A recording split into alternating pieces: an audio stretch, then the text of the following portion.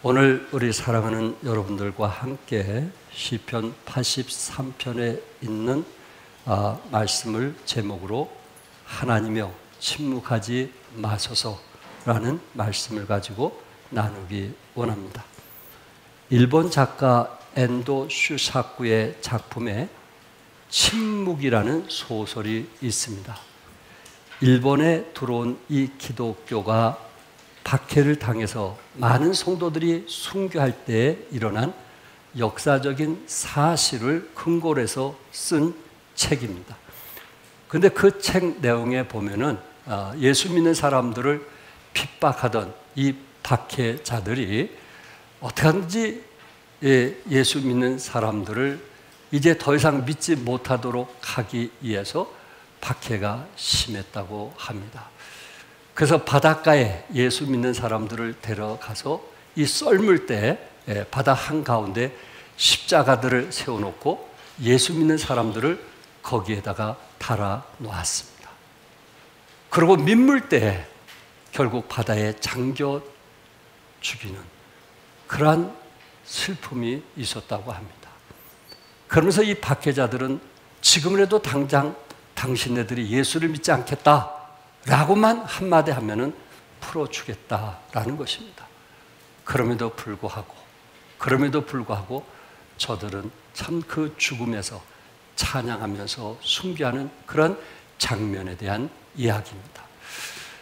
그런데 그 해변가에서 이 사실을 보고 있는 많은 사람들이 마음을 저리면서 가슴을 치면서 아파하고 있는데 한 목회자가 자기 성도가 그런 어려움을 당하는 것을 보고 가슴을 치는 겁니다. 하나님 도와달라고 외치는 것입니다. 하나님 어디 계십니까? 정말 하나님 살아계십니까? 이럴 때 도와주지 않는다면 언제 도와주겠습니까? 하면서 침묵하시는 하나님 깨워달라고 그렇게 간절히 부르짖었고 기도를 했다고 합니다. 그런데 침묵하시는 하나님께서 그 사람 마음속에 음성이 들려지는데 어떤 음성이 들려지냐면은 나도 저 사람들과 함께 고통을 당하고 있다 하는 얘기를 들려주더라고요. 내가 지금 잠잠히 있는 것이 아니고 슬퍼하고 낙심하고 실망한 저들에게 뭔가 순교를 기쁨으로 여기는 저들에게 내가 함께 지금 동참하고 있다 하는 음성이 마음에 들리더라는 거예요. 그래서 그 목회자가 거기서 힘을 내어서 일어서면서 그 죽어가는 그 순교자들을 보면서 찬양을 했다라는 이야기입니다. 나는 침묵하고 있는 것이 아니고 저들의 고통에 동참하고 있는 것이다. 하나님께서 여러분의 고통과 신음에 외면하고 침묵하고 계신다고 혹시 느끼고 있지 않습니까? 눈물을 흘릴 때 주님께서도 눈물을 흘리고 계시고 여러분이 마음 아파할 때 우리 주님도 뭐 하신다고요? 마음 아파하시면서 우리와 더불어 함께 하신다는 말씀입니다. 저는 오늘 하나님이여 침묵하지 마소서라는 제목을 가지고 아삽의 기도에 침묵하시는 하나님, 그리고 두 번째 낭망하지 않고 지속적으로 기도하는 아삽, 두 대지를 말씀으로 나누기 원합니다. 첫째, 아삽의 기도에 침묵하시는 하나님, 1, 2절의 말씀을 하고 있는데 그것을 두 가지로 말씀을 드린다면 첫 번째, 아삽의 기도는 응답이 없었습니다. 1, 2절 우리 다 같이 큰 목소리로 같이 읽겠어요. 시작. 하나님이여 침묵하지 마소서. 하나님이여 잠잠하지 마시고 조용하지 마소서. 무릇 주의 원수들이 떠들며 주를 미워하는 자들이 머리를 들었나이다. 언젠가 말씀을 드렸던 것처럼 아삽은 찬양을 지휘하며 아름다운 그 찬송을 통해서 성가대 그 찬양을 통해서 사람들의 마음에 감동을 주고 격려하며 위로하며 또 한때로 어떤 사람은 눈물을 흘리면서 감격한 그 일을 감당하는 찬양 지휘자이기도 합니다. 한편 찬양을 통해서 사람들의 마음에 감동을 줄 뿐만 아니라 누구 못지않게 나라를 걱정하며 한 나라의 평안과 행복을 위해서 참 중보 기도하는 그러한 지도자였다라는 말입니다. 이처럼 우리도 나라와 가정과 사회를 위해서 기도할 때가 아닌가. 아삽의 심정으로 정말 내 가정을 위해서 어느 때보다도 내 자녀들을 위해서 이 사회를 위해서 기도할 때가 아닌가. 하나님은 아삽의 기도를 들으시면서 침묵하고 잠잠하시고 조용히 계시는 그러한 느낌이 들었지만은 그럼에도 불구하고 아삽은 하나님께 부르짖는 기도를 했던 것입니다. 혹시 사랑하는 여러분들 가운데 참 그동안 그렇게 많은 기도를 했음에도 불구하고 하나님이 침묵하고 그리고 하나님이 묵상하시는 것 같고 조용히 계시는 그런 느낌 때문에 혹시 실망하고 낙심하는, 또한 전에 그 가졌던 믿음이 회복되지 않는 그런 분 있지 않습니까? 선한 목자 교회, 큰 교회가 있는데 그 교회 다니는 한 성도가 코로나19로 3년 동안 너무 힘들고 지쳐가지고 어느 날 목사님에게 이메일을 보냈습니다. 그러면서 얼마나 화가 났던지 목사님에게 뭐라고 이메일을 보냈냐면, 목사님, 더 이상 성도들을 속이는 희망이라고 하는 그런 설교는 하지 마십시오. 그것은 저에게 희망 고문이요, 또한 다른 사람에게도 고문입니다. 목사님이 자꾸만 소망에 대해서, 희망에 대해서 얘기를 하지만 현실은 다릅니다. 목사님이 직장 생활을 안 해봐서 그런데 현실은 너무 힘들고 지쳐 있습니다. 그러니 더 이상 희망에 대한 설교를 하지 마십시오. 그것은 우리에게 고문입니다. 그렇게 이메일을 보냈습니다. 희망 고문. 되지도 않은 일을 된다고 말하여 희망을 갖게 만들어 더 괴롭게 한다라는 것입니다. 그분의 글은 이렇습니다. 전 감히 단언하지만 제 50년 평생을 하나님을 더 가까이 하고자 노력해온 사람. 그러나 나이 50이 된 지금 남은 것은 실망과 의심과 회의뿐입니다. 예수님을 24시간 바라보며 나는 죽고 예수로 산다고 노력해도 아무 일도 일어나지 않았습니다. 희망 고문으로 성도를 현혹하지 말아주세요. 얼마나 많은 성도가 현실과 이상에서 괴로워하는지 아십니까? 혹시 저에게 이메일을 보내지 않았다고 할지라도 이렇게 좀 보내고 싶은 그런 마음을 가진 성도들이 있습니까? 아마 여러분 중에서도 희망 고문이라고 한 이분에 대해서 공감하는 분이 있을 것입니다. 그러면서 정말 하나님을 믿어도 될까? 하나님께서 정말 나의 기도를 응답하실까? 저거 그냥 하는 말이 아닐까? 혹시 여러분 가운데도 희망 고문으로 인해서 고통당하는 분이 있지 않냐 하는 것입니다. 이런 상태로 영혼의 밤을 만났다면 하나님으로부터 마음의 상처를 받을 것이고, 또한 여러분들 자신이 신앙생활하는데 너무 힘들고 어렵게 할 것이고, 또한 자녀들에게는 예배보다는 세상을 선택하라고 스스로 말할 것입니다. 그러나 저는 개인적으로 희망의 고문을 쓴 이분이 속히 회복되기를 바라는 말입니다. 오늘 본문에서도 아삽이 희망 고문으로 생각할 수 있었을 것입니다. 왜냐하면 하나님은 침묵하시고 잠잠히 계시고 고요하셨기 때문에 그렇습니다. 아무리 부르짖고 기도해도 하나님은 응답하지 않았기 때문에 내가 아무리 하나님께 부르짖고 기도한다 할지라도 이것은 나에게 희망 고문과 같지 않는가 하면서 하나님에 대한 불평과 원망을 가질 수도 있을 것입니다. 우리뿐만은 아닐 것입니다. 다윗이 사울에게 10년 이상 쫓겨다니고 그 주위에 있는 적들이 난동을 부릴 때 다윗은 하나님께 다급해서 기도했습니다. 그런데 여전히 하나님은 10년 동안 뭐 하셨어요? 침묵하셨습니다. 오직 하면은 시편 13편 1절에 다윗의 시라고 하면서 여호와여 어느 때까지니까 나를 영원히 잊으시나이까? 주의 얼굴을 나에게서 어느 때까지 숨기시겠나이까? 하면서 하나님의 침묵에 대한 기도였습니다.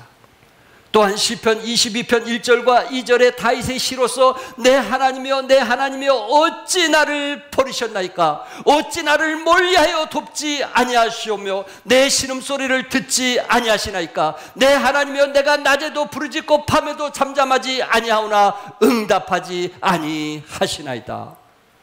여러분들이 혹시 이런 기도 해본 적 있지 않나요? 결국 하나님께서 지속적으로 침묵하기 때문에 점처럼 뜨거움이 회복되지 아니하고 낙심하고 실망하면서 미지근한 신앙생활을 하고 있지 않느냐 하는 것입니다. 하바국 선지자도 하바국 1장 2절에 여호와여 내가 부르짖어도 주께서 듣지 아니하시나니 어느 때까지리까? 또한 1장 3절에 어찌하여 내게 죄악을 보게 하시며 패역을 눈으로 보게 하시나이까? 침묵하시는 하나님을 볼 때 희망의 고문으로 볼 수 있지만 하바국 선지자는 하나님의 전에 들어가서 깨달은 것이 있는데 무엇을 깨달았어요? 이 묵시는 정한 때가 있나니 그 종말이 속히 이르겠고 결코 거짓되지 아니하리라. 비록 더딜지라도 기다리라. 지체되지 않고 반드시 뭐하리라? 뭐하리라? 응하리라. 더딜지라도 우리 생각이 좀 더딘 것 같을지라도 때가 되면 하나님께서 지체되지 않고 반드시 응하리니 기다리라. 그것을 선지자가 깨달았던 것입니다. 작은 두 번째, 적들은 연합하여 전쟁을 준비하고 있었습니다.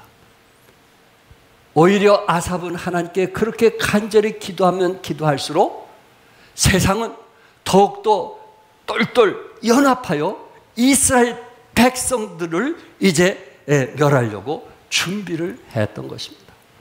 3절 4절에 그들이 주의 백성을 치료하여 관계를 깨하며 주께서 숨기신 자를 치르고 서로 의논하여 말하기를 가서 그들을 멸하여 다시 나라가 되지 못하게 하여 이스라엘의 이름을 다시는 기억되지 못하게 하자. 이스라엘 이름을 다시는 기억되지 못하도록 저들을 우리가 멸망시키자 하면서 10나라가 연합하여서 지금 이스라엘 백성들을 포위하고 쳐들어오려고 준비하고 있는 것입니다. 아니 하나님께 지금 기도하고 있는데 하나님께 지금 간절히 기도하고 있는데 소원을 아뢰고 있는데 우리 자녀들에 대한 소원 또한 사업에 대한 소원 내 개인적인 기도를 하나님께 아뢰면 알수록 더욱더 상황이 힘들어지고 어려워지는 것을 보게 됩니다. 이게 웬일입니까? 오늘도 이스라엘은 약 920만 명이 살고 있는데 아랍 국가들은 3억이 넘는 연합군에 둘러싸여 위협을 받고 있습니다. 이스라엘은 전쟁이 없을 때가 거의 없을 만큼 한 시대도 편안할 때가 없었습니다. 여러분이 아신 대로 역사를 보면 이스라엘을 여러 나라에서 침략하여 많은 고통과 아픔이 있었는데 바벨론, 이스라엘 백성들이 70년 동안 바벨론에서 포로 생활했던 거 기억하시나요? 또한 아수르, 또한 남쪽 밑으로 해변가의 블레셋, 또한 시대가 지나서 로마, 그리고 또 시대가 지나서 히틀러도 유대인들을 잔인하게 학살을 했습니다. 그럴 때마다 이스라엘 백성들은 하나님께 기도합니다. 한밤중에 하나님께 부르짖습니다. 왜 하나님 잠잠하시나니까? 왜 하나님 조용하십니까? 왜 하나님 우리를 왜 도와주지 아니하십니까? 아삽이 이렇게 간절히 기도하고 있는데 열 나라가 모여 연합군을 형성하여 예루살렘을 아주 진멸하고자 했던 것입니다. 5절에 그들이 한 마음으로 의논하고 주를 대적하여 서로 동맹하니, 한 마음으로 의논하고 서로 동맹했다. BC 900년경에 주의 열 나라들이 동맹하여 이스라엘을 죽이려고 했고요, 아삽은 그 사실을 알고 눈물로 기도하고 하나님께 탄원하고 있는 모습입니다. 악한 일에는 적들이 참 연합을 잘하는 것을 보게 됩니다. 좋은 일에 우리가 더 연합을 잘해야 되는데, 나쁜 일, 악한 일에는 사람들이 더 연합하기를 즐기는 것을 보게 됩니다. 예수님을 돌아가시게 하는 일에도 바리새인, 사두개인, 제사장, 또한 로마의 빌라도도 한 통 속에 되어서 예수님을 십자가에 죽도록 못 박았고 채찍했고 고통을 준 것을 우리는 보게 됩니다. 세상의 악인들은 악한 일에 더욱더 연합하고 하나가 되는 것을 보게 됩니다. 그러나 사랑하는 성도 여러분, 우리는 선한 일에 연합할 수 있기를 바랍니다. 선한 일에 하나가 될 수 있기를 바랍니다. 두 번째는 낭망하지 않고 지속적으로 기도하는 아삽입니다. 우리 13절부터 15절 같이 한번 읽겠어요. 다 같이 시작. 나의 하나님이여, 그들이 굴러가는 건불 같게 하시며 바람에 날리는 지푸라기 같게 하소서. 살림을 사르는 불과 산에 붙는 불길같이 주의 강풍으로 그들을 쫓으시며 주의 폭풍으로 그들을 두렵게 하소서. 하나님께서 침묵하신 것 같고, 하나님께서 잠잠하신 것 같고, 하나님께서 조용하신 것 같았지만, 아삽은 그러면 그럴수록 하나님께 더욱더 매달려 기도했다라는 거예요. 기도를 끊이지 않고 계속 했다라는 거예요. 아삽은 나라를 위하여 구원하기 위해서 하나님께 부르짖는 기도를 했습니다. 동맹국들이 굴러가는 건불 같게 하시고, 바람에 날리는 지푸라기 같게 하시고, 산에 붙는 불길 같게 하시고, 강풍으로 쫓으시며 폭풍으로 그들을 두렵게 해달라고 간절히 기도했던 것입니다. 사랑하는 성도 여러분, 우리에게도 이런 어두운 밤이 올 때가 있을 것입니다. 믿었던 사람이 배신을 하기도 하고, 또한 주의 사람에 의해서 거부당하기도 하고, 멸시를 받고 수치를 겪고 내동댕이 쳐지고 사방으로 우겨쌈을 당하며 하나님께조차 버림받는 그런 경우도 있을 것입니다. 우리는 이런 슬픔과 낙심의 밤이 올 때 여러분은 신앙이 어떻습니까? 혹시 믿음이 흔들리지 않았나요? 우리의 마음이 좀 나약하게 신앙생활하고 있지 않느냐 하는 것입니다.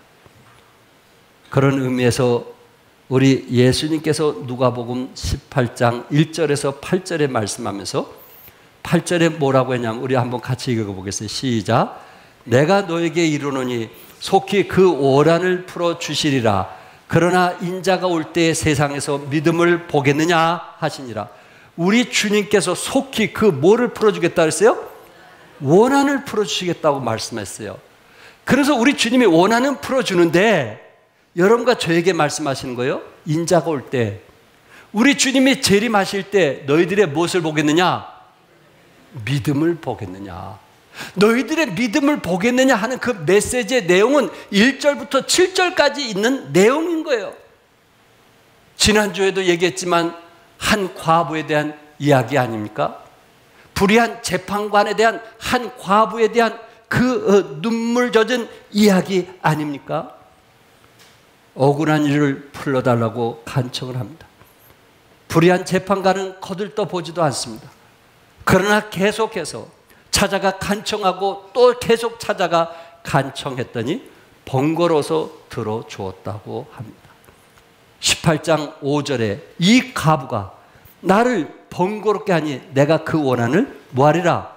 풀어주리라. 그러면서 7절에 하물며 하나님께서 그 밤낮 부르짖는 택하신 자들의 원한을, 구원받은 하나님 자녀들의 원한을 풀어주지 아니하시겠느냐? 하나님께서 그 과부를 통해서 불의한 재판관이라 할지라도 번갈아움을 통해서 들어주신 것처럼 여러분과 제가 하나님께 반납 부르짖을 때 하나님께서 그 택하신 자들, 구원받은 자녀들의 기도를 응답해 주지 않겠느냐, 그 얘기예요. 그러면서 8절에 속히 그 원한을 풀어주시리라. 그런데 주님이 재림하실 때 번거롭게 한 과부의 그 간청을 들어주시듯이 하나님이 들어주시는데 세상에서 그런 믿음을 보겠느냐. 그러니까 기도하다가 하나님이 침묵한 것 같고 잠잠한 것 같고 조용하신 것 같으니까 그 기도를 뭐 하게 되더라는 거예요? 멈추게 되더라는 거예요. 그리고 마음에 화가 가득 차 있어가지고 하나님 원망하고 성도들 원망하고 교회와 등지면서 신앙을 멀리하는, 또한 신앙생활을 한다 할지라도 미지근하게 신앙생활하는 그런 경우들이 우리 주위에 있을 수 있다는 거예요. 서론에 말씀한 것처럼 목사는 희망의 고문이다. 고문이다. 그런 설교를 내가 또 들어야 된다니. 그건 성경이나 얘기지 현실은 그렇지 않은데 희망의 고문처럼 생각하는 사람도 없지 않아 있을 것입니다. 그러나 예수님은 한 가부를 통해서 우리에게 가르쳐주고자 하는 교훈은 무엇이냐면은 아무리 어려운 일이 있다 할지라도 쉬지 말고 뭐 하라는 거예요? 기도하라는 거예요. 하나님이 침묵하신 것처럼 보일지라도 낭망하지 말라는 거예요. 낭망하지 않고 응답하실 때까지 기도하는 믿음의 사람을 주님은 원하시는 거예요. 내가 다시 올 때 너희들의 믿음을 보겠느냐. 아무리 어렵고 힘들지라도 우리의 미래가 보이지 않는다 할지라도 실망하지 않고 누가 끝까지 기도하겠느냐. 우리 주님은 그거를 보기 원하신다는 거예요. 아삽은 침묵하시는 하나님을 알면서도 기도했습니다. 낭망치 않고 기도했습니다. 동맹국도를 굴러가는 건불 같게 하시고 바람에 날리는 지푸라기 같게 하시고 산에 붙는 불길 같게 하시고 강풍으로 쫓으시며 폭풍으로 그들을 두렵게 해달라고 간절히 기도했던 것입니다. 사랑하는 성도 여러분, 여러분과 제가 기도하지 않는 것은 뭐 하는 것과 같으냐면은 낭망하는 것과 같은 거예요. 기도하지 않는 것은 뭐와 같다고요? 낭망이에요. 낭망이라는 단어 뜻이 뭔지 아십니까? 낭망이라는 것은 희망이 없다는 거예요. 낭망이라는 것은 더 이상 기대할 것이 없다는 거예요. 여러분과 제가 생활하지 않는 것은 더 이상 기도하지 않겠다고 결단한 사람, 그 사람은 더 이상 희망이 없다는 거예요. 기대할 게 없다는 거예요. 하나님을 의지할 게 없다는 거예요.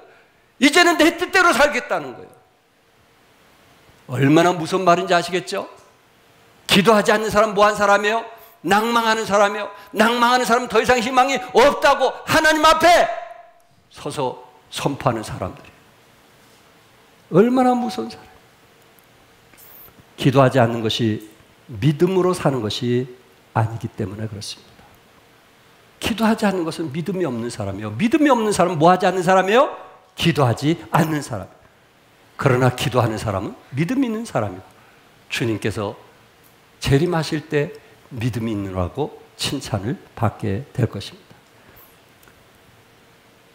오늘 이 시편 아삽 기자를 통해서 이스라엘 백성들이 동맹국들에 의해서 이렇게 고통을 당한 이유는 이스라엘 백성들이 하나님 말씀을 떠나고 불순종하고 우상 숭배를 했기 때문에 이런 어려움을 당한다는 일을 너무나 잘 알고 있었습니다. 그럼에도 아삽은 이스라엘 백성의 편에서 하나님 저들을 돌아봐 달라고 간절히 기도했던 것입니다. 고린도서 1장 8절과 9절에 형제들아 우리가 아시아에서 당한 환난을 너희가 모르기를 원하지 아니하노니 힘에 겹도록 심한 고난을 당하여 살 소망까지 끊어지고 우리는 우리 자신이 사형 선고를 받은 줄을 알았으니 사도 바울은 아시아에서 복음을 전하다가 상상할 수 없는 환난과 어려움을 당할 때 힘에 겹도록 심한 고난을 당했고 살 소망까지 끊어졌다 이렇게 표현하고 있습니다. 살 소망까지 끊어졌다. 하나님이 잠잠히 계시는 것 같고, 하나님이 조용히 계신 것 같고, 하나님이 자기가 복음을 주님을 위해서 전하고 있음에도 불구하고 하나님께서 함께하지 않는 것 같은 그런 느낌을 가질 수도 있었다라는 말입니다. 그러나 사도 바울은 이것을 희망의 고문으로 표현하지 않았어요. 이는 우리로, 거기 한번 같이 읽겠어요. 시작. 이는 우리로 자기를 의지하지 말고 오직 죽은 자를 다시 살리시는 하나님만 의지하게 하심이라. 아멘. 아멘. 아무리 힘들고 어려울지라도, 응답하지 않는 것처럼 보일지라도 죽은 자를 다시 살리시는 하나님만 의지하게 하심이라. 이것이 신앙인의 고백 아닐까요? 살소망이 끊어질지라도, 절망의 상황일지라도 우리 하나님을 의지함을 통해서 회복될 수 있기를 바랍니다. 다윗은 하나님이 침묵할 때 이런 고백을 했습니다. 사망의 음침한 골짜기로 다닐지라도, 원수의 목전에서도 부족함이 없다라고 고백을 했습니다. 항상 동행하시는 하나님을 믿었기 때문에 주께서 나와 함께 하심이라. 내 평생의 선하심과 인자심이 반드시 나를 따르리니. 다윗은 사울에 의해서 죽음이 발 한 걸음 사이였지만은 그럼에도 불구하고 내 평생의 선하심과 인자심이 반드시 나를 따르리라, 이렇게 고백을 했던 것입니다. 혹시 여러분들 가운데 서로 모여서 대화 중에 여러분 이런 어려운 상황 속에서 다윗과 같은 고백을 하는 믿음의 사람인지, 그렇지 않으면 원망하고 불평한 사람인지 우리 자신들을 한번 돌이켜보시기 바랍니다. 17세기 30년 동안 유럽 대륙을 초토화시켰던 30년 전쟁이라고 하는 무서운 전쟁이 있었습니다. 많은 사람들이 죽어나갔고 아내와 자식들이 죽어나갔습니다. 이 30년 동안 전쟁, 1년, 2년도 아닌 우크라이나, 지금 1년 넘었는데 그런 전쟁이 아닌 30년 동안 전쟁이 일어나게 되었을 때 학자들은 모든 사람들이 이런 속에서 절망하고 낙심에 빠질 것이다, 이렇게 보았던 것입니다. 그런데 이런 전쟁 소용돌이에서 예수 믿는 사람들이 부르지 않던 찬송을 더 많이 불렀다는 증거를 말해주고 있습니다. 황켄 나우라고 하는 음악가는 이 당시 불려졌던 찬송이 수집을 해보니까 32,000곡이 주옥 같은 찬송으로 불려졌다고 했고요. 웨첼이라고 하는 음악가는 다시 수집을 했더니 55,000곡이 되더라고 했습니다. 30년간 전쟁을 통해서 평화스러울 때도 부르지 못한 찬송이 성도들의 입을 통해 샘솟듯 쏟아져 나왔다는 것입니다. 이 사실은 우리에게 뭘 말해주고 있어요? 평안할 때는 잘 찬송 부르지 않던 사람이 오히려 고난당할 때, 고통당할 때, 어려울 때, 힘들 때 오히려 더 하나님을 찾고 하나님께 찬송을 통해서 영광을 돌렸다라는 말입니다. 오히려 상처와 아픔과 걱정과 근심이 하나님을 찾도록 만들었다는 말입니다. 이것이 우리에게 중요한 거 아니겠어요? 하나님이 침묵하실 때 찬양합시다. 하나님이 침묵하실 때 기도합시다. 하나님이 침묵하실 때 하나님을 더 의지합시다. 하나님께 더 가까이 나아가세요. 헨리 나우엔이 쓴 유명한 책 중에 상처받은 치유자라는 책이 있습니다. 상처받은 치유자라는 그 책에서 뭘 얘기하고 있냐면 계속 그 책에서는 예수님께서 33살까지 상처를 받으셨다는 거예요. 상처. 형제들로부터 따돌림을 받았고 유대인들로부터 같은 민족인데도 따돌림을 받았고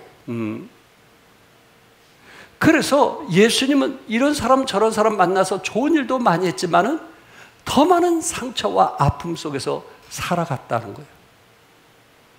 그런데 그 책에서 말하고자 하는 요지가 뭔지 아세요? 33세 그 젊은 나이에 그 많은 상처를 받았음에도 불구하고 오히려 상처받은 사람을 치유하고 회복하는 일을 했더라는 거예요. 그 많은 상처 속에서 오직 하면 하나님께 버림을 받은 그런 사람인데도 불구하고 다른 사람의 아픔과 상처를 치유하시는 위대한 일을 했더라. 그래서 여러분과 저에게 주는 교훈이 뭘까요? 예수님께서 상처받은 속에서도 다른 사람의 상처를 치유하고 회복하는 그 일을 행한 것처럼 예수님의 제자라면, 그리스도를 따르는 제자라면 여러분과 저도 함께하는 이 모임 속에서 상처와 아픔이 있을 수 있지만 그 상처와 아픔을 다른 사람에게 또 상처와 아픔을 주는 사람이 되지 말고 그리스도 안에서 치유가 되고 회복이 되어서 다른 사람의 아픔과 다른 사람의 상처를 치유하고 회복하고 이루하는 사명자가 되라는 것을 말씀하고 있는 거예요. 믿으시면 아멘 하세요. 남편이 상처받았으니까 아내에게 상처를 주고, 아내도 상처받았으니까 남편에게 상처를 주는 상처투성이 가정이 되지 말고, 내가 상처받았다면, 내가 아픔이 있다면 예수님의 사랑으로 그것이 치유가 되고 회복된 그런 흔적이 있다면 이제 그 사랑과 또한 상대방의 그 아픔을 격려하고 위로하고 세우는 그런 성숙된 사명자, 그것이 우리에게 필요하지 않겠느냐 하는 것입니다. 사랑하는 성도 여러분, 오늘 이 시대에도 아삭 같은 사람이 필요합니다. 하나님이 침묵하신 것 같고 잠잠히 계시는 것 같고 말씀하지 않은 것 같지만 우리 예수님께서도 겟세마네 동산에서 할 수만 있으면 할 수만 있거든 이 잔을 나에게서 뭐 해달라 했어요? 옮겨달라고 그렇게 간절히 기도하셨잖아요. 이마에 핏방울처럼 흐르는 것처럼 그렇게 간절히 기도하셨잖아요. 근데 하나님이 어떻게 하셨어요? 외면하셨어요. 엘리엘리 라마 사박다니, 하나님 어찌하여 나를 버리시나이까 하고 십자가에서 아버지 하나님께 간절히 부르짖고 기도했잖아요. 그럼에도 불구하고 하나님은 잠잠히 계셨고 외면하셨잖아요. 왜? 그것은 예수님이 그 사명을 감당해야만 되었기 때문에 그렇습니다. 여러분과 제가 믿음의 생활하면서 하나님이 잠잠히 계시는 것 같고 조용히 계시는 것 같고 말하지 않는 것 같을 때 내가 이 길을 가는 것이 하나님의 사명이라면 그 길을 걸어가시기 바랍니다. 하나님께서 분명히 상으로 갚아주시라고 저는 믿습니다. 기도하겠습니다.